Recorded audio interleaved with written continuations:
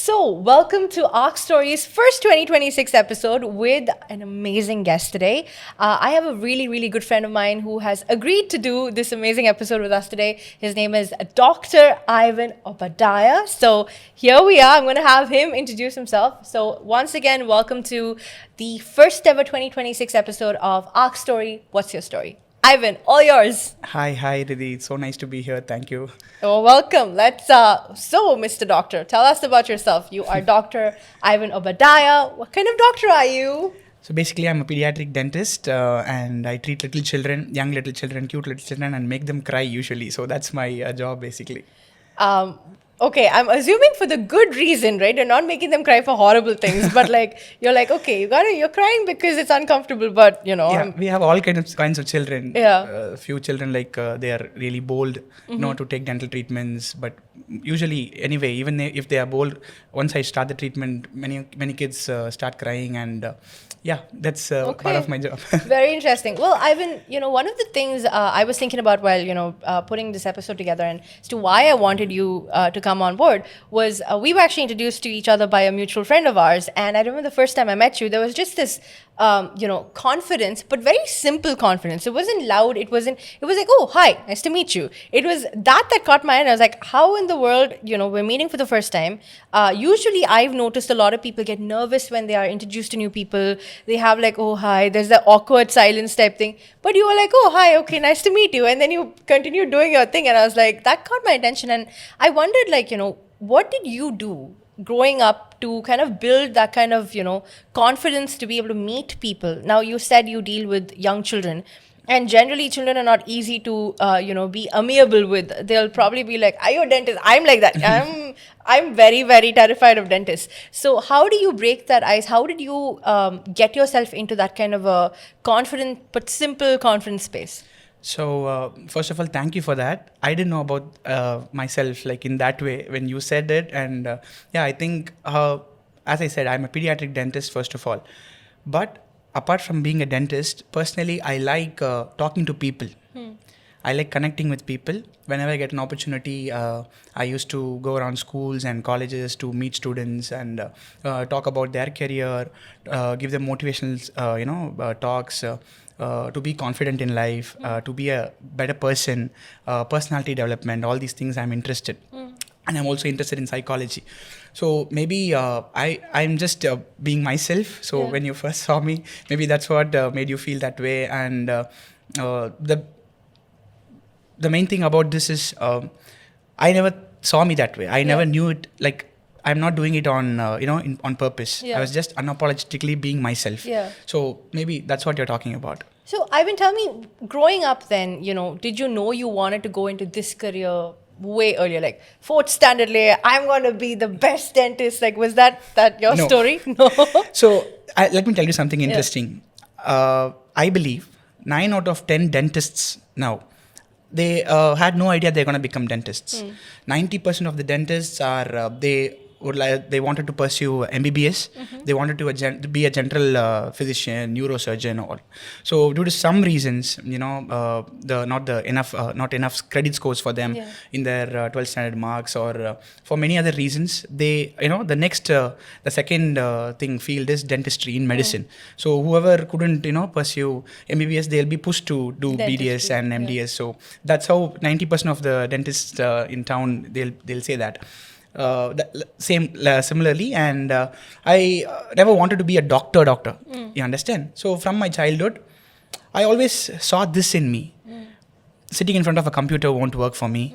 I always wanted to connect with people.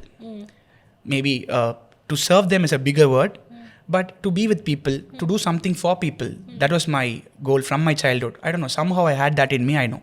So when I was in my 10th standard, 11th standard, I thought being a doctor in a medical field, you will meet people every day. You'll meet all kinds of people every day, and you'll be there to serve them. And personally, I always believe, or I always look up to this thing in life where if you are not there, that work shouldn't be, doing that work shouldn't be going on without you the same way when you are there. So you have to make an impact wherever you go, wherever you be in work also. So I think more than being a doctor, I think it's God's grace that I've become dentist. Dentists require a lot of skill.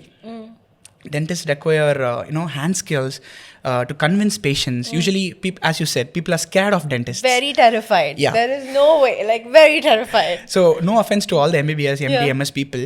A BDS doctor, an MDS doctor has to work with their hands, every day in a small area like your mouth. Yeah. So you have to give. So basically, I'm a pediatric dentist, and Even smaller mouth. yeah, I know. So you have to give injection. You have to give local anesthesia in a 3-year-old kid, in a 4-year-old kid. So the moment I entered, within few months after entering my BDS, I started seeing, this is going to be a tough ride.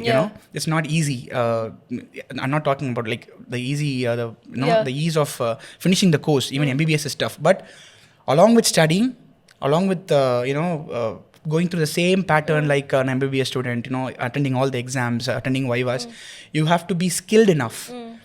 When a parent, for me, in my career, if a parent of a 3-year-old asks me serious questions about this treatment, should we go for this, will my child be okay when you are doing the treatment, I have to gain their confidence first. You understand? So that takes a lot of skill, especially talking skill. Convincing them, telling them what I'm actually going to do. So all these things, people connections, I can, I get in this medical field. So from my childhood, I wanted to be like this. So I think maybe it's destiny where it takes us. Actually, I joined in engineering college, Oh, wow. I did not know that. Okay. Yeah. So again, by the grace of God, I scored good marks in 12th standard. Many doctors very brainy. Okay, Not I'm like that. doctor, engineer. Okay. No, I worked for it. Yeah. So it didn't come just like that. Yeah. I got centum in maths in my 12th standard. Wow. Why I'm telling this? Not to boast or anything. No. I'm just like, wow. நாங்கெல்லாம் 10th லயே மேக்ஸ்க்கு ஒரு கோடு போட்டோம். So yeah, not to boast or anything. Many dentists, doctors, medical field people, biology people, if you ask, they don't like maths. Math, yeah. Understand? So wait, you're saying I could have had a whole career in dentistry because I didn't like math? Okay, never mind. Go ahead. Yeah, that's one way of putting it. So maths, I got centum. So I got geoinformatics, Okay. the field of geoinformatics in Anna University, CEG, College of Engineering, Gindi campus. I was there for 2 months. Okay. But I couldn't be there. I couldn't be there in a room where they talk about engineering graphics. I'm not able to hold, in my school days itself, I was not able to hold a small divider. In engineering graphics, they told me to, hold a big divider and do circles and all those stuffs. I couldn't do that. And all those language they say. Yeah. The only language I know is like 2 languages, Tamil and English I know. Yeah. If someone speaks Hindi, I know it's Hindi. I can't talk. That's how my, that's all the knowledge I have about languages, and they're calling like C, C++, Java, what kind of language is that? I will never be able to be there. So I think it's destiny. Suddenly I got a call letter for dental counseling, BDS. So I just came into this, and again, since we are talking about all this, again, not to boast or anything, personally I'm thankful to God and this universe. Not everybody who's a dentist, who did dentistry with me, my colleagues, or connecting with people much. So basically I do this career guiding courses or pediatric dental courses for my fellow dentists. Talk about pediatric dentistry, dentistry in general, how you have to, more efficiently do your work. All those things I used to do. I always tell this to people, to dentists, connect more with people. Many people, I've seen many dentists fail in the work, not to say fail, but not so successful. Still trying to, because they come lack up the people skills. Connection. Yeah. So they do the treatment so well, but connecting with people, talking with them confidently, being themselves unapologetically, expressing their whatever they want to say correctly to the patients. So that makes a lot of difference. So personally, I feel I've learnt it during my undergraduation itself, and later when I did my post-graduation in a very good institution in Chennai, pediatric dentistry I did there, and this skill or this nature of myself helped a lot in my professional career also. Ivan, like, I'm very curious. Like, how did you always know you're pretty self-aware. Like, you're like, hey, I'm a people person. I want to do this. You were able to recognize when you went into engineering, like, this is not going to work for me. Were you always just self-aware, or was that also a skill that you kind of had to self-develop within yourself as to being honest? You keep saying unapologetically me. Where did that come from? Was it, because usually just, growing up, people are fearful. There's a concept of fear that grips them and they're like, I don't know, I can't do this because I'm not cut out for it, right? I thought I was not cut out for a lot of things. And then I kind of left India and had an exposure where I was like, why did I think that way? And it comes from the society around you or sometimes people around you and just your own perception of yourself. So how did you break out of that? Were you scared? Did you have fear? Did you already know, Nala, I'm a people person? Like, how did that work for you? No, to be honest, I was so scared as a child. When I grew up as a young kid, during school times also, I used to be I can't say overachiever, but I was doing fine. I always, studied well. I gained good marks in school also. But still, when it comes to people, even though I felt like I want to connect with people more, in my initial days, during my maybe 8th standard, 9th standard, when I was, really, my character was developing as an adolescent in that young age. So I was so scared. To be honest, nothing comes naturally for any people. As I said, like there's a concept called nature versus nurture, right? Yeah. So there's nothing, naturally you have it inside you and it will bloom. The environment you are growing up, if it's so favorable for you, there are a lot of opportunities for you to, develop yourself. Nurture you in that way, develop those skills inside you as an adolescent. That's one way.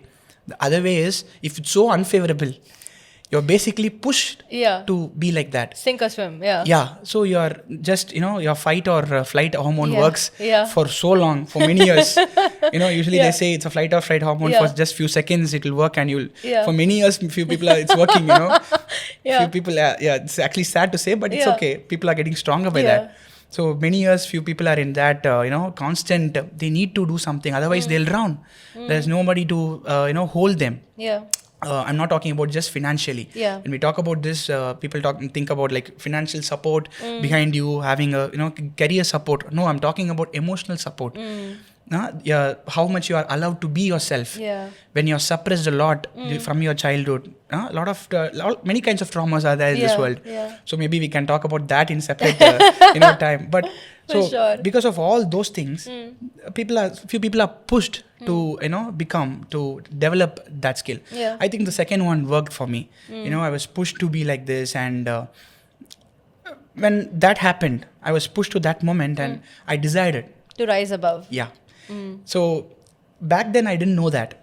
I was just being myself. Again, I'm telling. I was just growing up. I was just doing whatever things I feel like doing and behaving however I want to behave. But now looking back, that young adolescent myself, took a decision to be this, to be myself. Whoever comes forward, whoever comes on my way, or whoever, whatever situation arises for me with people in however patterns, I have to be myself. I have to continuously develop myself. I have to express my emotions truly. Why honestly. Did you make that decision? I think that's safer. That's the safest position your mind can be. So I talk about mental health also to people. So I feel the safest position your mental health can be is when you can be yourself. I'm not talking about being in a comfort zone. There's a difference. People think that, what is this? Like, we are being in a comfort zone. Come out of it. No. You can be comfortable in an uncomfortable zone. That's what I'm talking about. When the zone is very uncomfortable, but you can be comfortable.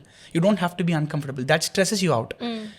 How can you perform well when you are not yourself? Always be yourself.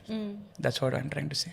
Very cool. So, like, we've spoken about the concept of fear and how, you kind of were pushed to that, sink or swim situation, and you rose above and you chose yourself. You're like, okay, I choose Ivan. Nobody else, whether you guys choose or not, doesn't matter. I choose me. And you kind of went forward. So then when you did that, I'm assuming as you became confident, people started noticing, right? If I myself noticed you, but then imagine when you were in that prime, kind of like starting to figure yourself out. How did you handle, yourself in a humble way. Because often what happens is you get confident and then you're pushed to being overconfident.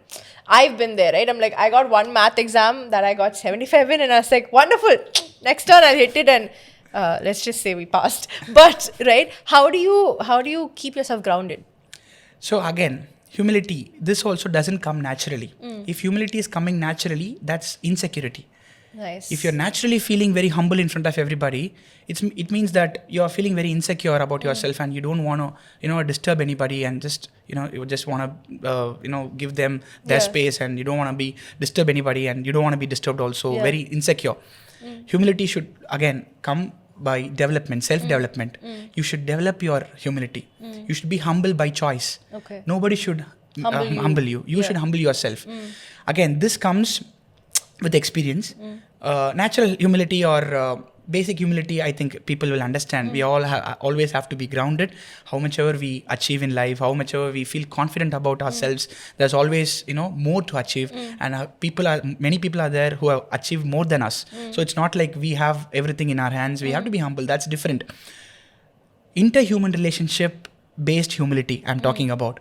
When you are being yourself, when you know what you're doing, when you know what you're talking, and you're not convinced by people easily, and you're standing your ground. Yeah. Your close people will hurt you. They'll doubt you. They'll question you. Are you being rude? Why are you being this? You can be a little more, don't think that you know everything. You will, be caring for them genuinely. You would have talked with real, honesty and loyalty to them. This is it, this is how it is, I'm being honest to you. But they think that this guy knows everything.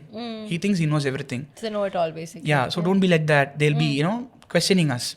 In those moments, we should also understand that not everybody have to be the same, react in the same way, or not everybody should understand also. Just because you being confident about yourself doesn't mean that others should accept you. Others also should be on the same page, no? So how did you overcome that? Because we all want acceptance. We all want people to like us, right? And when we say something and they don't like us or they're not accepting, the automatic default of human nature is to want to please. How do I make you? But how do you stand your ground and say, I agree to disagree? How do you do that? So there's a big contradiction in this concept. Yeah. So when you frame the question itself, I felt, so we shouldn't do that. We shouldn't people please. We have to stand our ground and say that this is me. So I'm not hurting you. It's not me being rude, but this is me. So don't think that I'm being rude. I'm humble only. This is one way of dealing it. And we might lose people. People might leave us. So we have to take a call. Whom we are doing what. For very close people, or people who we want to, want them to stay in our lives. So we should be very aware and conscious about what we are doing to which people around us. So very close people who has a lot of value in our life. Value, again, I'm not talking about any materialistic values. Yeah. Are genuinely caring friends, emotionally mature friends, friends who we can grow with. Those people, even though they are not understanding, little bit of pleasing them is fine, I think. It's not like I don't people please, so leave. No. Yeah. So again, just because you're being confident, you have these thoughts in your head, and about yourself, you're seeing this way. It doesn't mean that the close people around you have to accept you the same way. You have to accept them. They might misunderstand you, or they can be, in that page, and still you can, again, as you said, agree to disagree. Yeah. But not in all cases. To people who doesn't have much value in your life, people who have hurted you many times before, who you have given a lot of chances, and still they are misunderstanding you, pushing you down, misunderstanding you purposefully. Yeah. So all these things, to those people, you don't have to please them. You can just be yourself. That's what I have learned. Okay. See, Ivan, like one thing that I kind of, when I deal with young, students, when I career coach them and counsel them, the one biggest thing they have is we have AI skills and, all of these data analytical skills, which is great. learning all of that is amazing. It's needed in today's day and age. But the one thing that people seem to still somehow, I wouldn't say lack, but lag behind is that people personality, is being able to talk to someone, hold a conversation, right? And I met someone who recently told me, in a world where you have computers and internet, you should all be a polymath, right? You should be able to talk about multiple kind of topics and hold a conversation. How did you, coming from, you grew up here in Chennai, you went to a school here, the exposure with which you had, how did you in that time personally develop yourself? Like both, and I'm asking this question as a twofold, one from a character perspective and two from a personality perspective. Like how did you want to develop on both ends? So very beautiful question, very important thing for people to know. I always feel bad about this, about many people who presumptuously, I can use the word, I guess, presumptuously say that I don't like to be around humans. I can just be in my room. See, we all have our own time when where we need to be alone. We have to be alone, and that helps a lot. I'm not talking about that. I hate humans. I like pets. I'm an IT professional and I'm just dealing with technology. I don't have to talk with people. I don't have to come out. I don't have to, learn about any skill about interhuman relationships. I'm just happy with my life. I have my own money. I have my house, all the materialistic things, and I'm happy. Who are you to talk about? See, of course, it's your life, your rules. I'm not here to judge you or anything. It's not nothing wrong or it's a bad thing to be like that. Personally, what I've learned, I'll share. So when a bigger picture comes in your mind, so I am a person who always has a place in my heart about philosophy, about politics, about history in this world. This world is run by humans, and humans are the primary species in this planet right now. And one of the main feature or characteristic feature of human beings is to live socially. It's sad that this world is becoming, going in a way that we are forgetting that. How much ever, as you said, how much ever technology comes, how much ever development this world, gives us, we should be more social about it. We should use that to build our social connections, to treat each other well, to be nice and kinder to each other. That should have been our goal. But people are so, I think, lovable, self-loving people. So many people, I'm not talking about everyone, whoever wants to be alone, but I have seen people like that. So that character of them, it's not like they are bad people. That nature of them, I feel, has to be corrected. Again, subjected to corrections, not to everybody, but that shouldn't be a thing we teach our kids. That shouldn't be a thing which we talk about to the next generation. So when you look at history, when you look at politics, it plays a big role in your life. There is a beautiful saying in Tamil, நீ அரசியல் குறுக்கிடலனா அரசியல் உன் வாழ்க்கையில குறுக்கிடும் அப்படின்னு சொல்லுவாங்க. This I learnt, big time in my life when I was, in my 20s, early 20s. I started seeing a lot of news every day. I started, He's still in his 20s, but let's go on. Right? When I was in my 20s, yes, you're still in your 20s, okay. Early 20s, I meant, So in my early 20s, when I was, I'm basically a late bloomer. This is very late for me. In my early 20s only, I started learning about, what's happening around, why my family is financially this way, why my career is going this way, why my street is like this, who's ruling, who's a counselor there. So news, whatever's happening, the price hikes of all the everything, the corruption many politicians are involved in. All those things I started looking up, and that plays a big role in my life. How much I'm earning plays a big role in how happy I am, right? How comfortable I am in my life. How much I'm earning is based on what's going on around. I have seen many people, young people, very stylish, very confident, who dresses so well, who has a very posh lifestyle or very comfortable lifestyle, even though if they are not very rich, they are very comfortable and happy in their life, well-to-do people, easily saying that I'm not interested in politics. So that's a big statement. They don't know what they're talking.